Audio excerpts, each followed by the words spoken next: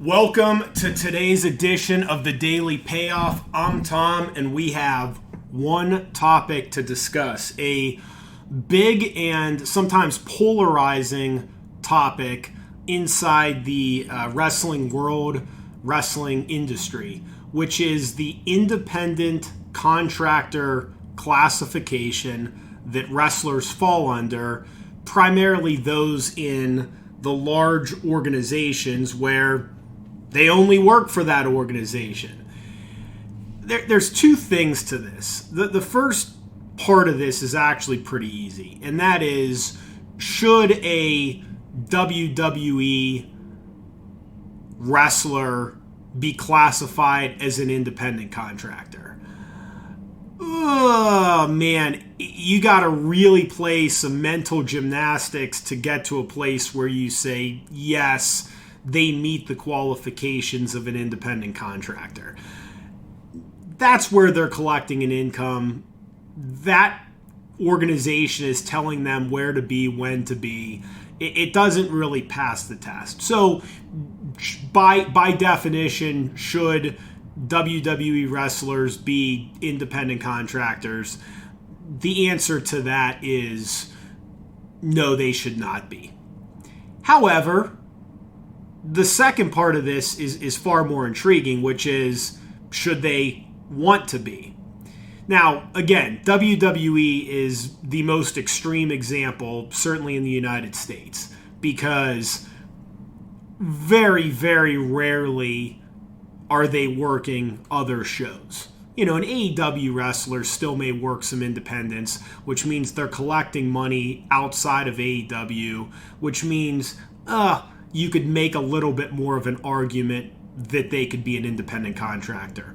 And then someone with an MLW or a Impact Wrestling or a GCW, you know, as you continue to go down that path, they become more and more like independent contractors because, you know, they're maybe not held to a completely captive contract.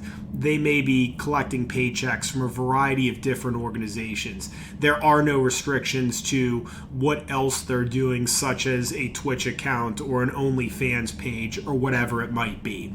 So again, you can't speak to every wrestler in one generic way, because a WWE contract, a WWE agreement, a WWE wrestler is far different than some of the other promotions I named. AEW is going to look a lot more like WWE. So again, should wrestlers be independent contractors? It really depends. Some of them absolutely are independent contractors, but again, larger organizations, potentially not. Here's the harder piece of this, which is, should the wrestlers want to be independent contractors? The answer to that is yes. And so that's where I laugh at the John Olivers of the world and the wrestling quote-unquote media and journalists and Twitter pundits, right? That say, oh, it's just so egregious that WWE is making these people be independent contractors. Well, why don't you educate yourself on how this works? Because an independent contractor has some substantial tax advantages. So them being paid $400,000 as an independent contractor can be far more advantageous than being paid $250,000 or $300,000 as an employee. Tremendous tax advantages. An independent contractor can also create their own benefits. So for instance, they don't need the WWE to pay their health insurance if they're on their spouse's health insurance. They may not want WWE to create a retirement plan for them. They would rather go to a financial advisor and create a more tax advantageous, smarter retirement plan than what an employer-sponsored one would give them. This stuff sounds so difficult, right? Wait, I have to go get my own health insurance. I have to go set up my own retirement plan. You could do all this stuff in one day. Okay, you go and meet with a couple professionals that set it all up for you. They do this for a living all day, every day, and it's actually going to be far more customized and better than whatever your employer could provide you. So, you create a much better benefits package for yourself. Now, I always laugh at, Tony Khan is paying for the wrestlers' travel. Okay, well, then he may be paying them less because he's paying for their travel.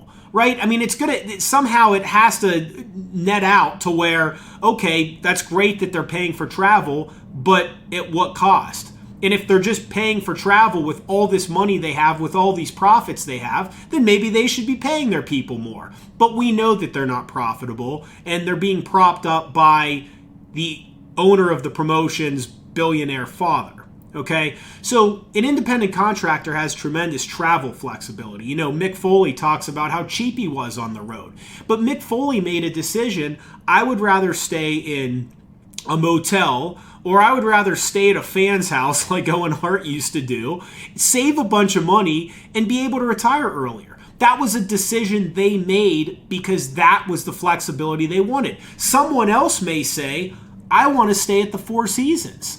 I don't care how much it costs. Or I want to fly first class because it's far more comfortable to me. So an independent contractor in the WWE, for instance, has that flexibility, which is fantastic.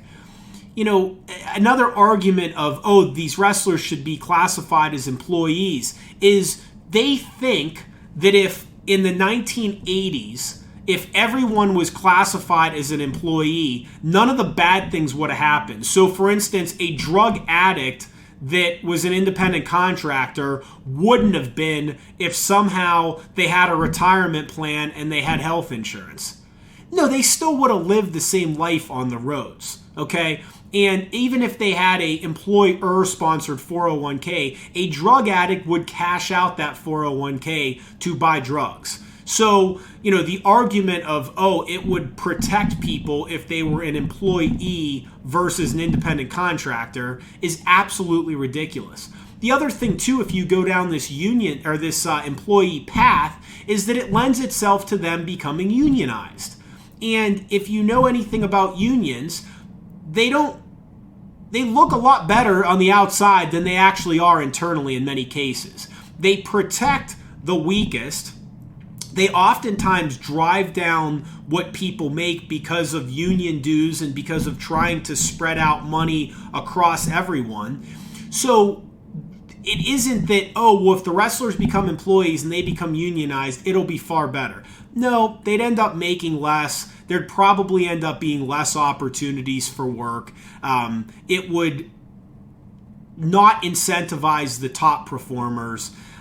It would become less attractive to become a top performer. So that's not a road that you want to go down. So look, at the end of the day, wrestlers being independent contractors, as long as they're not complete idiots, is far better. You meet with a financial advisor, you get a decent health plan, you find yourself a good accountant, and it works out to your advantage.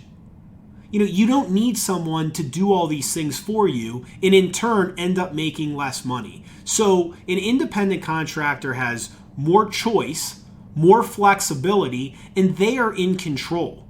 Who wouldn't want that? And again, these are adults. They're making good money. They're adults. I'm sure there are plenty of resources available in the locker room of, hey, work with this accountant, or hey, this attorney's great. They can figure this stuff out for themselves. You can Google stuff and find it out as well. So, and the story is this. It's wonderful that these journalists and that these media types and that these folks on Twitter like to say that everyone in the locker room needs to be an employee. And that sounds great, but that is not what's best for them. So don't worry what's best for them. You worry about yourself. Let them continue to be independent contractors because it's far better for them. So that's it. Daily Payoff. As always, we're in and out in under 10 minutes. Hope you enjoyed this. We'll see you again tomorrow.